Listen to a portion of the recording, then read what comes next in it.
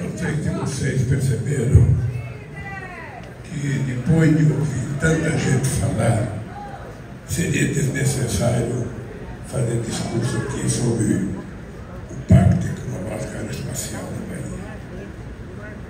Mas eu penso que é a primeira vez que eu visito a Bahia em 2024. E eu queria dizer para vocês que visitar os estados da federação será uma rotina minha daqui para frente. Diferentemente do Jerônimo, que pegou uma roça plantada, com semente preparada, com adubo já colocado na terra, e ele está no primeiro ano só colhendo o que foi plantado ao longo dos outros anos. Eu peguei um país devastado por uma praga de gafanhoto que destruiu quase tudo que a gente tinha feito em 13 anos de governo. Não sei se vocês perceberam que a gente não tinha mais Ministério da Cultura, a gente não tinha mais Ministério da Pesca, a gente nunca teve Ministério dos Povos Indígenas. A gente foi acabando não apenas com os ministérios, mas a gente foi acabando com as políticas públicas. Só para você ter ideia, Jerônimo, fazia exatamente quase 7 anos que não tinha reajuste na merenda escolar de 47 milhões de crianças nesse país. A Luciana sabe que em apenas um ano ela teve que colocar de investimento em ciência e tecnologia, em pagamento de bolsa, muito mais do que tinha sido feito em 4 anos anteriores, porque praticamente foi destruído qualquer possibilidade de investimento nesse país. E o que me preocupa é que um país do tamanho do Brasil, com a qualidade do povo do Brasil e com o tamanho do sonho do povo brasileiro, a gente não pode viver de mentiras, a gente não pode viver de leviandades, a gente não pode viver de provocações, a gente não pode viver de fake news, sabe, como se fosse uma indústria de mentira funcionando 24 horas por dia nesse país. Esse país precisa se dar uma chance. Esse país é muito grande para ser tratado como se fosse um país pequeno. Esse país tem um potencial extraordinário e nós já provamos isso 2 vezes. Esse país já poderia estar consagrado como a 5ª economia do mundo há muito tempo.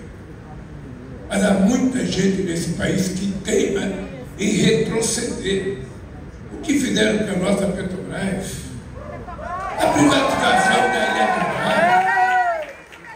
A privatização da Eletrobras, as pessoas não gostam que se fale, mas foi um escárnio nesse país que se fez num setor estratégico como o setor de energia desse país. Estamos aqui, viu, Lula? Eu fico indignado porque ainda ontem à noite eu tive uma reunião de quase 2 horas com o Cooperadade discutindo o futuro econômico desse país, a perspectiva do que está acontecendo no mundo. E eu queria dizer para vocês que eu sou o mais otimista hoje do que eu era durante a campanha.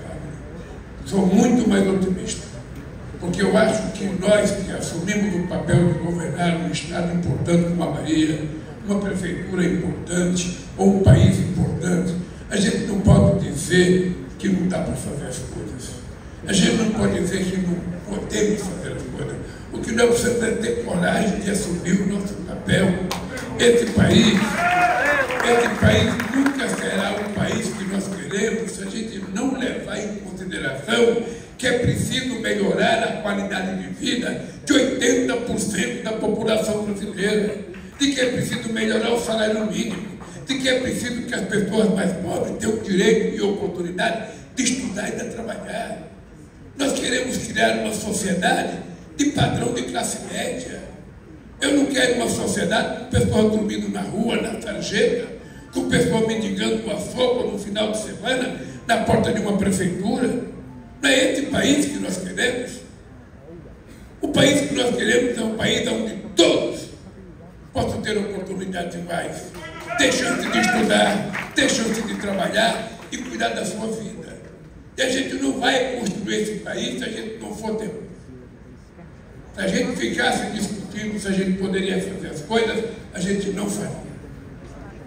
Então eu queria dizer para vocês que vim aqui anunciar o lançamento de um parque tecnológico aeroespacial. Não é uma coisa qualquer.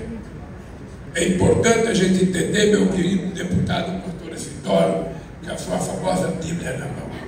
É preciso entender que a gente foi colocado no mundo para a gente teimar, para a gente não aceitar nada impossível. A única coisa impossível no mundo é Deus pecar. O resto a gente pode fazer e pode fazer muito. E esse pacto, esse pacto tem que ser executado. O Rui estava falando, vocês viram o que aconteceu no Rio de Janeiro com a enchente. E quando acontece uma enchente qualquer, o primeiro atendimento sempre é do governo federal. E as pessoas sempre precisam do governo federal e o governo federal tem que ajudar. Mas ao analisar o que aconteceu no Rio de Janeiro, nós percebemos que desde 2013, tem várias obras contratadas para cuidar, sabe, de morro, de córregos, e que não foram utilizadas. A maioria das obras não foram feitas. Muitas obras estão feitas 15%, 20%, só se utilizou 1 bilhão, de 1,5 bilhão, e desse 1 bilhão nenhuma obra foi acabada, nenhuma.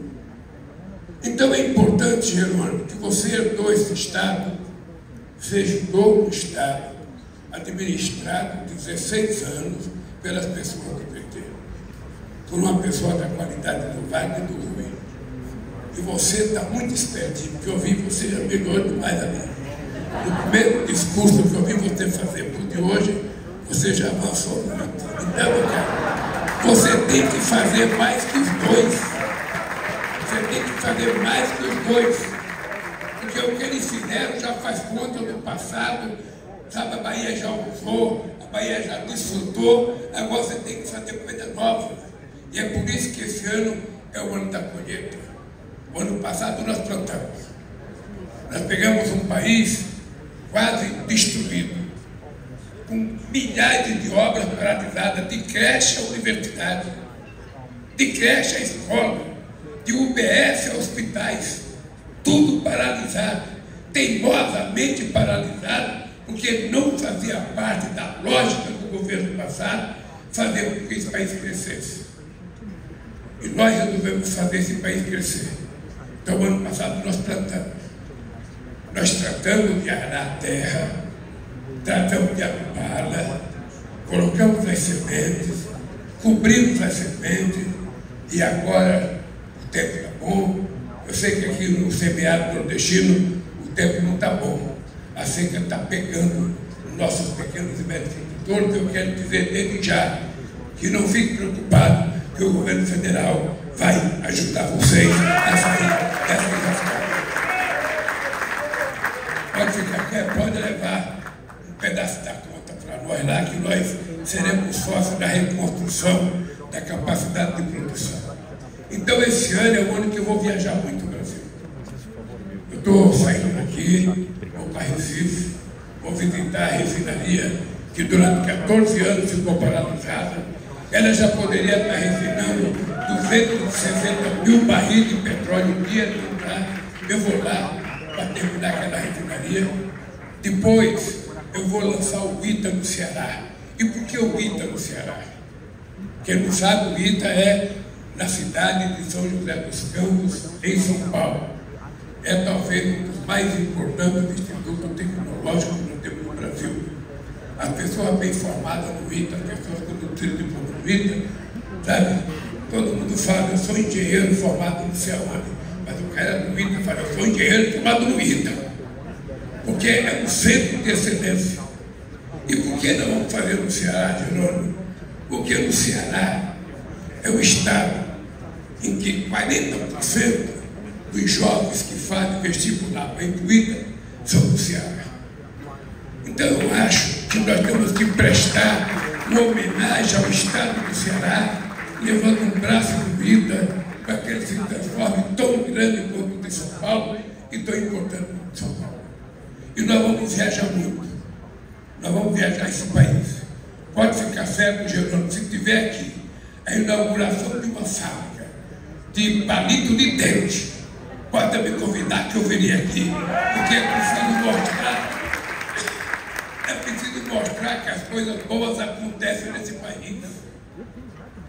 Às vezes você fica sentado na frente de uma televisão, você quase que entra em depressão, porque parece que nada está acontecendo de bom no país, nada está acontecendo de bom na Bahia, nada acontece de bom em lugar nenhum, apesar do trabalho.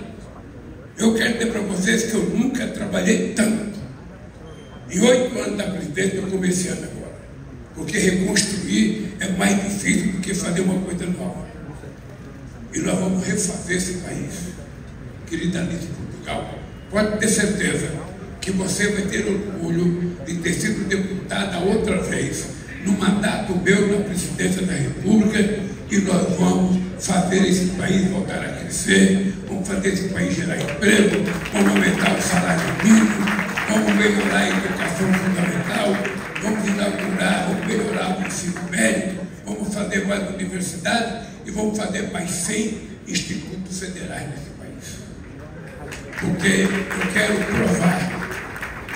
provar mais uma vez. A elite brasileira, me desculpe porque vestir aquela blusa, mas a elite brasileira nunca teve. Esse é o presidente Lula. A elite brasileira nunca teve intenção de educar o nosso povo. Eu digo isso repetidas vezes. E vou dizer o porquê. Esse país foi descoberto em 1500. A América Espanhola foi descoberta em 1498, 8 anos antes. Em 1554, o Peru já tinha a primeira universidade dele. E a nossa primeira só veio em 1920, 420 anos depois da descoberta. E por que nós tivemos a primeira universidade chamada Universidade do Brasil? Não era porque estavam preocupados que o Wagner ia fazer um curso de engenharia lá. É porque o rei da Bélgica vinha para cá. E naquele tempo, o rei, para viajar, ele tinha que receber um título de doutor honoris causa. Então juntaram várias faculdades que o Brasil tinha e criaram uma universidade. E eu queria saber se vocês conhecem algum país do mundo que se desenvolveu sem que antes tivesse feito investimento em educação. Quando é que a gente vai ter um Vale do Silício aqui no Brasil? Como é que pode a China até outro dia tinha um PIB menor do que o Brasil? A China era um país muito pobre. Qual foi a revolução que aconteceu na China? Primeiro, investimento em educação. A quantidade de chineses estudando engenharia no mundo inteiro é muito maior do que o que a gente tem dentro do Brasil estudando aqui. Porque nunca se pensou no ensino como uma coisa essencial. Eu não esqueço nunca que a primeira reunião de ministros de 2003, um ministro falou que não tinha dinheiro para gastar em educação. Eu falei, olha, vamos proibir de falar a palavra gasto em educação. Cada vez que a gente fala em educação, é investimento, e um investimento que tem um retorno extraordinário. Por isso, companheiros, eu quero que vocês saibam que esse ano é o ano da colheita. Nós vamos colher muito das coisas que nós temos. Eu virei viajar muitas vezes, virei para a Bahia muitas vezes, não posso vir no carnaval, porque no carnaval eu vou trabalhar. Eu quero trabalhar, se alguém precisa trabalhar no Brasil, então eu vou trabalhar. Eu vou trabalhar e não posso ficar pulando o carnaval. Mas o dado concreto é o seguinte, é que eu vou ter que fazer uma viagem dia 13 à noite, que eu vou para o Egito. Do Egito eu vou para a Etiópia, participar do Congresso da União Africana, porque o Brasil precisa, de uma vez por todas, começar a retribuir a dívida histórica que nós temos. Como o Brasil é um país pobre que não pode pagar sua dívida em dinheiro, a gente paga em transferência de conhecimento, em transferência de políticas públicas bem-sucedidas, em transferência de tecnologia. É isso que eu quero fazer. Porque agora nós estamos num momento excepcional. Eu queria que vocês prestassem atenção numa coisa que eu vou falar para vocês me contarem daqui para frente. Esse país nunca teve a oportunidade de se transformar numa grande nação como nós temos agora. Eu vou repetir, esse país, em 500 anos, nunca teve a oportunidade de se transformar numa grande nação como esse país tem agora. O Brasil fez uma coisa extraordinária de recuperar a sua relação internacional. Hoje eu posso dizer para vocês que o Brasil voltou a ser protagonista internacional. Eu posso dizer a vocês que o Brasil voltou a ser respeitado no mundo. E é importante lembrar que nós vamos organizar o G20 desse ano no Brasil. O ano que vem nós vamos realizar a COP no estado do Pará. E aí no ano que vem vamos realizar uma reunião dos BRICS aqui no Brasil. E por que o Brasil é um país que tem chance de crescer? Porque tem uma coisa chamada, sabe, planeta Terra sendo destruído por irresponsabilidade do ser humano. Aliás, o ser humano é fantástico, porque ele é tão criativo que ele é capaz de se autodestruir. Então, qual é o problema? O mundo precisa fazer um esforço gigantesco para que a gente diminua a possibilidade do aquecimento global. Quem não acredita no aquecimento global precisa perceber as mudanças das intempéries em vários lugares do mundo. Está chovendo muito onde não chovia, está chovendo pouco onde sempre choveu muito, está enchendo onde nunca enchia, está secando onde nunca secou. Eu também no mundo inteiro, incêndio em lugares que o diabo tem incêndio. E tudo isso por conta do aquecimento global. Vocês perceberam o calor que nós estamos vivendo.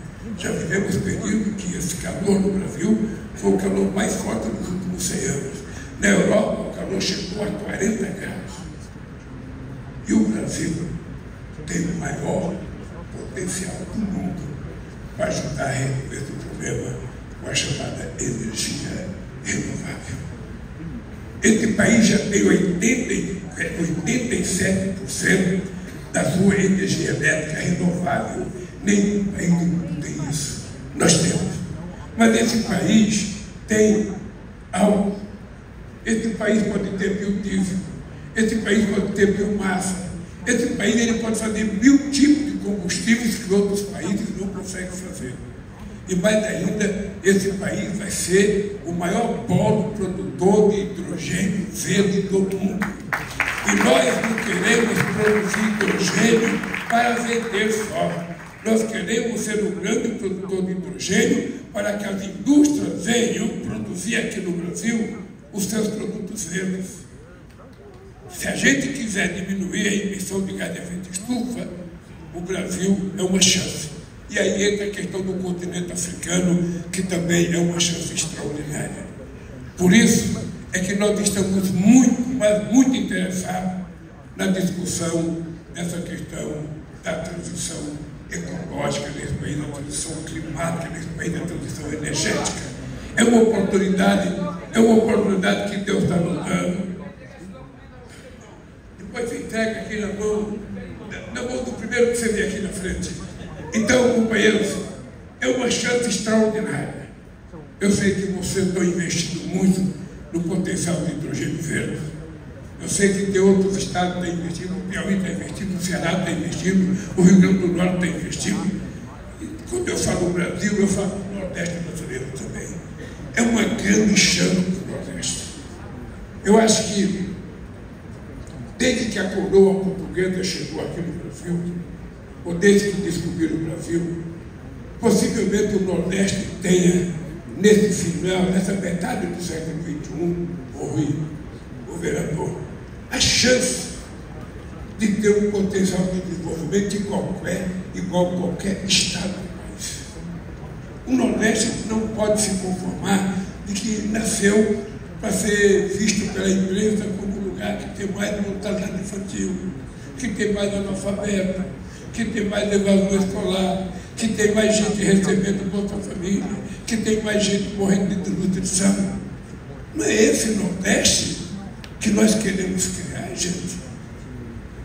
Não é esse Nordeste. E eu posso dizer para vocês com experiência de vida que custa muito pouco,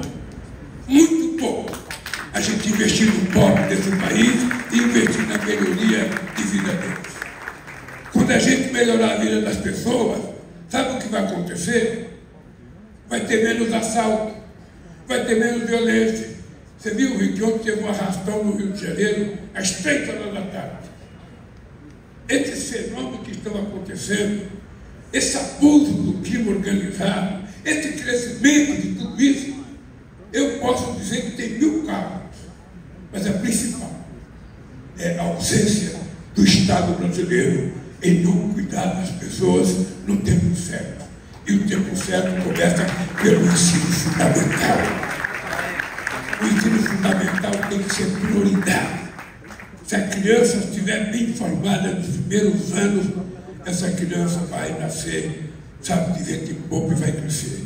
Se ela não for bem formada, ela vai ter um defeito genético, vai ter um defeito de origem, e ela não vai conseguir progredir. E vocês podem ajudar a construir esse país. Vocês podem, o Rui acredita muito nessa coisa de PPP. Vamos ver se a gente consegue fazer no Brasil. Vamos ver se a gente consegue fazer no Brasil. Fazer esse país dar um salto de qualidade. Quem é que tem prazer de ver gente passando fome na rua? Quem é que tem prazer de ver crianças pedindo esmola na rua? Quem é que tem prazer de ver mulheres com crianças deitadas numa calçada?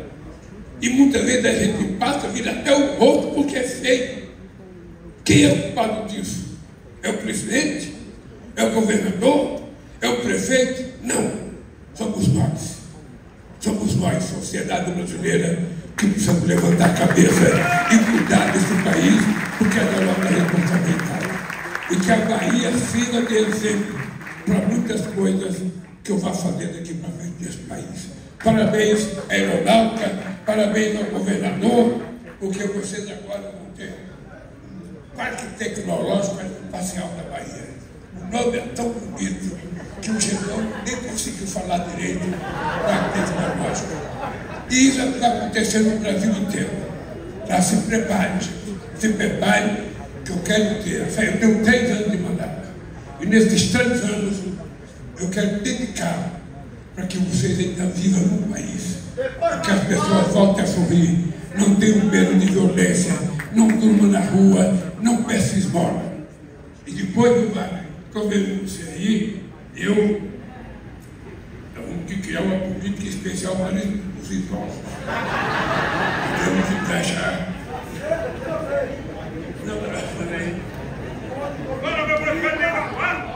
Não, é porque essa é uma coisa que nós vamos criar.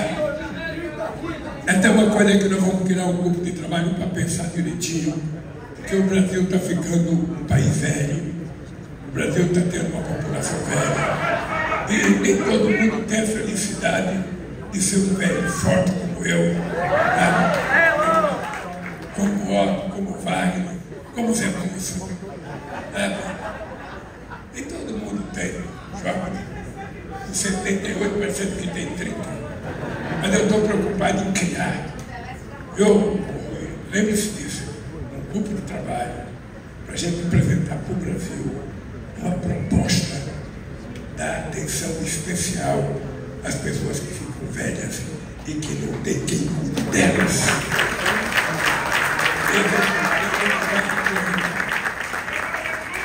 Então nós vamos ter que cuidar da criança, do adolescente. Não sei se vocês viram essa semana, nós aprovamos a lei, foi sancionada a lei, que todo jovem que vai fazer o ensino médio tem uma poupança. Ele vai receber, sabe, R$200 por mês depositado numa poupança para ele. E se ele chegar a se formar, ele só pode retirar o total quando ele se formar. Ele pode tirar um pedacinho durante o estudo, que é a maior evasão escolar é no ensino médio. Os meninos não conseguem fazer o curso inteiro, ou não gostam de fazer, ou a gente não consegue motivar. Então nós estamos tentando ver se com uma bolsa a gente consegue fazer esse menino se motivar e terminar o seu curso técnico aprendendo uma profissão. Senão a gente não vai dar o salto de qualidade. Por isso o Gerônimo ficou aqui feliz. Não sabia que era uma festa para o aniversário do Rui Costa. Nós temos festa, eu tinha feito em Brasília ontem à noite, mas eu não sabia. Mas eu quero dizer para vocês que eu virei outra vez aqui na Bahia. Esse é um estado que eu tenho uma relação de amor, uma relação muito carinhosa, não só pelas pessoas que estão nessa briga, mas porque a Bahia representa muito para esse país. Tá? Então, companheiro da Bahia, viva, vou ter viva a Bahia, não. Porque aqui eu sei que o governador torce por vitória.